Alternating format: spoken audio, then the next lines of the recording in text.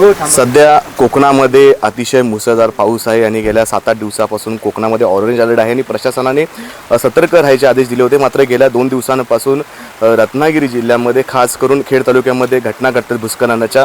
काल कशेडीची ताजी घटना असताना आज आपण दहिवलीमध्ये आहोत। दहिवलीमध्ये गुडूपाडीमध्ये घटना घडलेली आहे।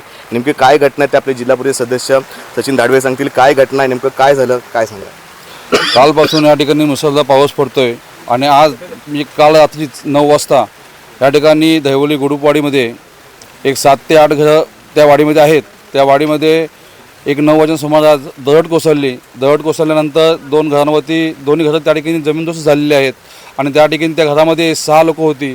6 लोकांमध्ये दरड कोसळतं हे माहिती पडल्यानंतर पहिल्यांदा घराची भिंत पडली आणि भिंत पडल्यानंतर त्या घरातील मुंबईहून कालच मी आजच 4 वाजता मुंबईहून त्या ठिकाणी घरी माणसं आली होती आणि त्यांनी ते पाहिल्यानंतर त्यातली 3 लोक घरातून बाहेर पडली आणि बाहेर पडल्यानंतर अंगणामध्ये आल्यानंतर आणखी मोठा असा पाण्याचा लोंढा येऊन संपूर्ण घर त्या ठिकाणी जमीनदोस्त झालं आणि त्यामध्ये 3 माणसं आतमध्ये अडकली। 3 माणसं अडकल्यानंतर ते स्थानिक ग्रामस्थांनी अतिशय एवढ्या पावसामध्ये चांगली मेहनत घेऊन त्या ठिकाणी मशीन लाकूड कापायचं मशीन आणून ती लाकडं कापली आणि त्या महिलेला सुखरूप बाहेर काढलं आणि अजूनसुद्धा त्यामध्ये 2 लोक आतमध्ये अडकलेले आहेत।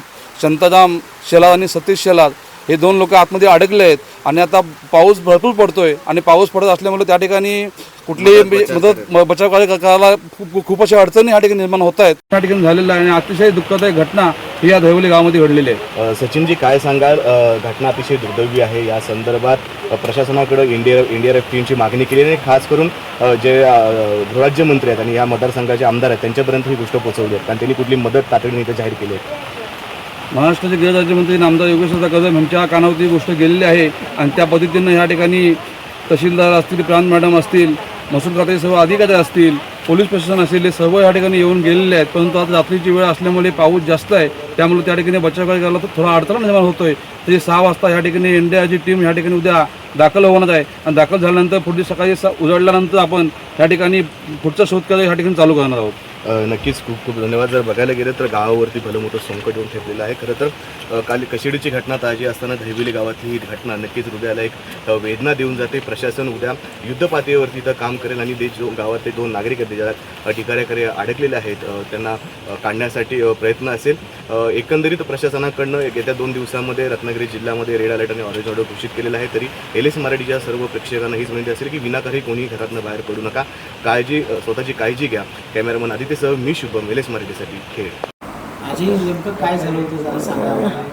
अरे बाबा 7 वाजता जेवलो आम्ही आणि झोपलो।